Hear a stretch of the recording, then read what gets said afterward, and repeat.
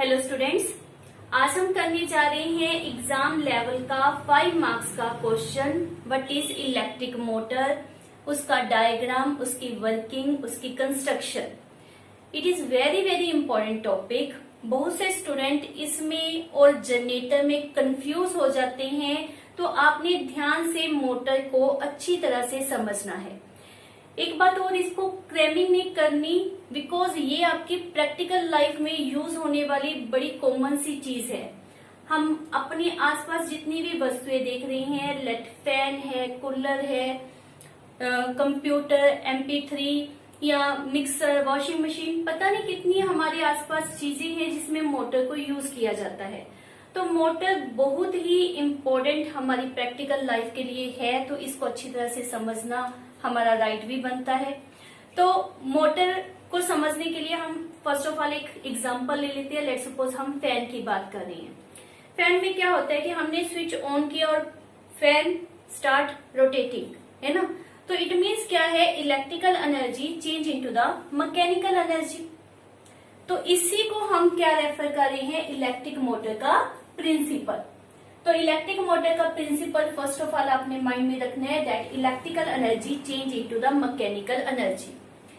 इसको एक और तरीके से भी आप रेफर कर सकते हो कि इसमें हमने क्या यूज करेंगे जब इसकी कंस्ट्रक्शन को समझेंगे, कि कॉइल को यूज किया जाता है।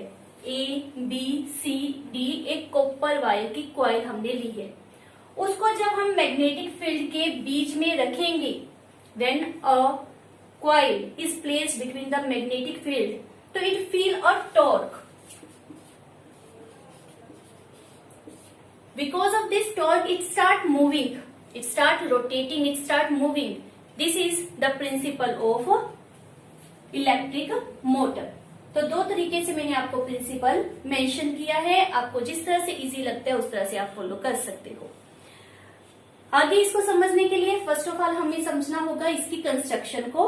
तो कंस्ट्रक्शन में सबसे इम्पोर्टेंट पार्ट क्या है, आर्मेचर। नॉर्मली जब फैन या कूलर खराब हो जाते हैं तो मैकेनिक के पास जब आप जाते हो तो वो मोस्टली ये कहते हैं कि इसका आर्मेचर खराब हो गया। तो मेन पार्ट जो होता है वो क्या होता है, आर्मेचर। तो हम आर्मेचर समझते हैं क्या होता है। ABCD is the insulated copper wire. ये इंसुलेटेड कॉपर वायर है। यहाँ पर हमने एक लूप इसकी दिखाई है, एक वायर दिखाई दी है। बट इनफैक्ट क्या होता है कि सॉफ्ट आयरन का कोर होता है। मतलब सेंटर में let's suppose this is soft iron को रखा होता है और उसके ऊपर एक number of turns of insulated copper wire की रैप की होती है। उससे जो चीज बनती है उसे हम क्या कहते हैं, that is armature. Clear. Soft iron core के ऊपर इंसुलेटेड कॉपर वायर को बाउंड करने पर हमारे पास क्या बनेगा, आर्मेचर। यहाँ पर हमने इजी होने के लिए, अच्छी तरह से समझने के लिए सिर्फ एक लूप ही रिप्रेजेंट की है, ABCD। तो ये यहाँ पर हमारे लिए किस तरह वर्किंग कर रहा है, एज ए आर्मेचर की तरह। नेक्स्ट है मैग्नेटिक फील्ड। तो मैग्नेटिक फील्ड को हमने यहाँ पर रिप्रेजेंट किया हुआ है। इसके इन बिटवीन हमने आर्मेचर को रखा है एंड अराउंड इट यहाँ पर क्या लगाया गया है, मैग्नेटिक फील्ड। मैग्नेटिक लाइंस आपको माइंड में रखनी है। यहाँ पर किस तरह से मैग्नेटिक लाइंस मूव करती हैं, from N pole towards S pole. ये आपको अच्छी तरह से माइंड में हो, फिर ही आपको इसकी वर्किंग समझ आएगी कि मैग्नेटिक लाइंस हमेशा किस तरह से मूव करती हैं फ्रॉम N टुवर्ड्स S। यहाँ पर हमने परमानेंट मैग्नेट यूज किया है, but for the commercial purposes हम नॉर्मली इलेक्ट्रोमैग्नेट यूज करते हैं। नेक्स्ट है split ring. This is important part. आप देख रहे हो ये जो हमने रिप्रेजेंट की है P and Q, जहां पर लिखा है ये क्या है, split ring. Split ring means ring टूटी हुई है, means like this one part and this is the second part. एक रिंग, जैसे लेट्स सपोज अ रिंग है, उसको हमने क्या कर लिया, टू पार्ट। तो ये हमारे पास क्या बन गई, स्प्लिट रिंग। तो यहाँ पर स्प्लिट रिंग यूज की गई है, that is named as P and Q. इसका एक और नाम भी आप माइंड में रख लो, that is called as a commutator. It means क्या होता है, जो करंट के डायरेक्शन को रिवर्स करते, जो मूवमेंट को रिवर्स करते। तो उसके लिए हमने किसको यूज किया, स्प्लिट रिंग को, इसीलिए इसको कम्यूटेटर का भी नाम देते हैं। और जो हमारे पास ABCD आर्मेचर लिया गया है, उसकी वायर किसके साथ कनेक्ट हो रही है, विद दिस स्प्लिट रिंग। ये आपने माइंड में रखना है कि जो ABCD है वो P एंड Q के साथ अटैच होता है। और सेंटर में एक हमने यहाँ पर एक रोड सी रिप्रेजेंट की है, इट इज व्हाट, एक्सल। इसको हम क्या कहते हैं, एक्सल। एक्सल के ऊपर स्प्लिट रिंग को अटैच किया जाता है, फिक्स नहीं होती, that is join to this one. इसके अराउंड प्रेजेंट है, not fix to this one. और ये इनसाइड से इंसुलेटेड है, इसका इनर साइड इंसुलेटेड होता है, उसको उसके अंदर हमने क्या रखा है, एक्सल को। अगेन आई से कि ये फ्लेक्सिबल है, इजिली मूव कर सकते हैं, फिक्स नहीं होगी। नेक्स्ट पार्ट है हमारे पास ब्रश।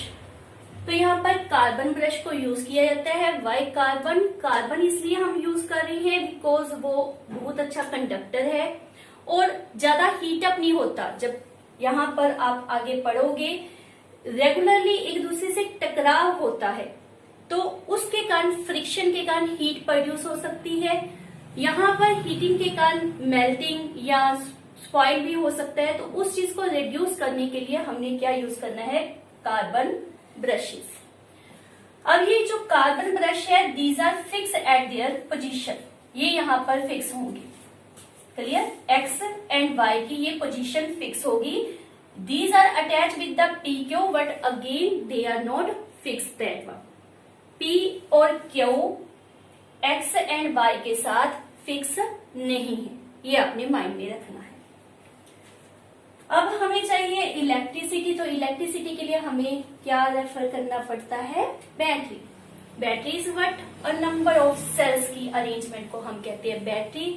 बैटरी होगी तभी करंट आएगा, तभी उससे मैकेनिकल एनर्जी प्रोड्यूस होगी।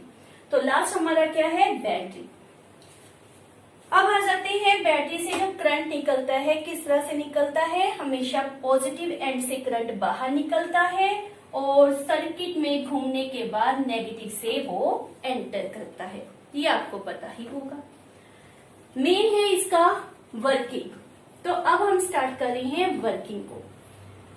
वेरी वेरी इंपॉर्टेंट बेटा, वर्किंग को आपने अच्छी तरह से समझना है। तो वर्किंग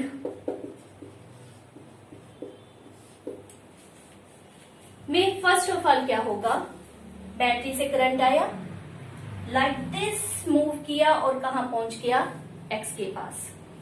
एक्स इज ब्रश, उसके साथ रेगुलरली ये P एंड Q किसके साथ है, Y के साथ। तो P के साथ वो रेगुलरली टच में है, इन टच। तो ब्रश से करंट किस में एंटर कर गया, P में। P से किस में एंटर कर गया, इन दिस वायर, और यहां से AB में, फिर BC, फिर CD, फिर यहां से Q में, फिर Y। ये हमारा सर्किट होगा। तो सबसे पहले जब करंट यहां पर जा रहा है तो अराउंड उसके क्या है, मैग्नेटिक फील्ड। आपने इस लेसन के शुरू में ही पढ़ा था कि जब किसी वायर से करंट मूव कर रहा होता है तो उसमें एक और करैक्टर आ जाता है, दैट इज मैग्नेटिक। अब एक मैग्नेटिक इफेक्ट यहां पर है, मैग्नेटिक फील्ड है। दूसरा मैग्नेटिक फील्ड आपने इसके अराउंड लगा दिया, तो दोनों में एक दूसरे में इफेक्ट लाई करेगा। बट हमने साथ में ये भी किया था कि कब लाई करता है, when magnetic lines are perpendicular to the conductor. मतलब पैरेलल के ऊपर कोई मैग्नेटिक फील्ड का असर नहीं होगा, मैग्नेटिक फोर्स अप्लाई नहीं होगी। तो AD या BC के ऊपर हमने मैग्नेटिक फील्ड का इफेक्ट नहीं रेफर करना। कहां पर लिखना है, AB एंड CD के ऊपर, because magnetic lines are perpendicular to the conductor. तो सबसे पहले आ जाते हैं ए बी के ऊपर। करंट जा रहा है अपवर्ड, मैग्नेटिक लाइंस है फ्रॉम एन टू एस। तो फोर्स किस तरह से लगेगी वो हमने अब समझना है। तो हम फोर्स को समझते हैं by our intelligent scientist that is Fleming, और उन्होंने कहा था कि इसको समझाना मेरे लेफ्ट हैंड का काम है। इनफैक्ट कौन सा यहाँ पर रूल अप्लाई करना है? Fleming's left hand rule, Fleming's left hand rule. तो फ्लेमिंग का लेफ्ट हैंड रूल क्या था? This one, this is my left hand. तो लेफ्ट हैंड रूल क्या कहता है? लाइक दिस, बहुत सिंपल है। यहां पर हमारे पास होता है F, यहां पर होता है M, और यहां नीचे क्या होता है? E। तो सिंपली इसको याद कर सकते हो, E M F, E M F means force, magnetic field and electrical current. So Fleming का लेफ्ट हैंड चला यहां पर। इसमें हमारे पास क्या है? ये मैग्नेटिक फील्ड, ये किसके लिए था? F लिखा है ना, फोर्स, और ये है इलेक्ट्रिक करंट। अब इलेक्ट्रिक करंट ए बी में तो हमारे पास अपवर्ड है, मेरी फिंगर कह रही है डाउनवर्ड, तो ऐसे अप्लाई नहीं होगा। हम इसको कैसे करें?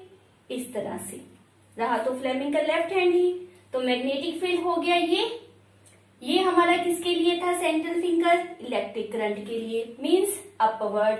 और ये थंब किसके लिए था? फॉर द फोर्स, तो फोर्स क्या आ गई? डाउनवर्ड। तो ए बी में force due to magnetic field क्या है?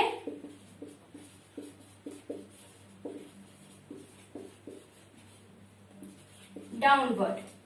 तो ए बी नीचे को पुश होगा, जो ए बी है वो नीचे को पुश होगा। उसके साथ जो अटैच सी डी है उसके लिए हमारा फिर से लेफ्ट हैंड चला। अब ये तो इसी तरह से अप्लाई हो जाएगा। मैग्नेटिक फील्ड ये रहा, ये इलेक्ट्रिक करंट नीचे, और ये फोर्स अपवर्ड। तो सीडी में फोर्स किस तरह से अप्लाई हो रही है? अपवर्ड। तो A B is pushed downward,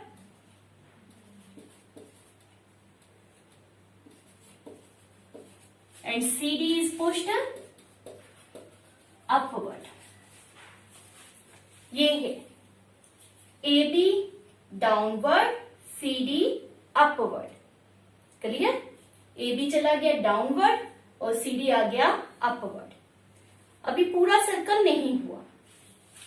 you can say like this, AB नीचे को गया और जो CD है वो अपवर्ड, एंटी क्लॉकवाइज डायरेक्शन में ये जा रही है। हाफ हो गया ये, अभी रोटेशन पूरी करनी है, तभी एक सर्कल पूरा होगा, एक रोटेशन पूरी होगी। तो जब ये रोटेट हो जाएगा तो हमारे पास पोजीशन क्या आ गई? ये नीचे को गया, ये ऊपर को गया, तो इस तरफ हमारे पास क्या आ गया? CD, और यहां पर क्या आ गया? A। अब हमारा सर्किट क्या बन गया? DCBA, और ये किससे अटैच थे? With this ring. तो रिंग की पोजीशन भी बदल जाएगी। अब जो Q है that is now in touch with X brush, और जो P है that is in touch with the Y brush. अब Q से करंट आएगा, वही पहले वाली चीज। तो जब CD के ऊपर आप अप्लाई करोगे फ्लेमिंग्स लेफ्ट हैंड रूल, तो CD अब कैसे मूव करेगा? डाउनवर्ड। और AB कैसे मूव करेगा? अपवर्ड। इस तरह था, ऐसे गया। अब ये चीज मूव नहीं कर रहा मेरा हाथ, ये चीज इस तरह से हो जाएगी। अब CD आपका जो पहले अपवर्ड जा रहा था वो डाउनवर्ड जाएगा, AB जो डाउनवर्ड जा रहा था अब अपवर्ड जाएगा, तो जिसके कारण एक पूरा रोटेशन हो जाएगा। So this is all about the working of electric motor. ये आपका 5 मार्क्स में पेट है, पेपर में क्वेश्चन जरूर आता है, तो इसको अच्छी तरह से आपने लर्न करना है, समझना है, और मेरी वीडियो को भी लाइक, सब्सक्राइब एंड शेयर जरूर करना है। Thank you.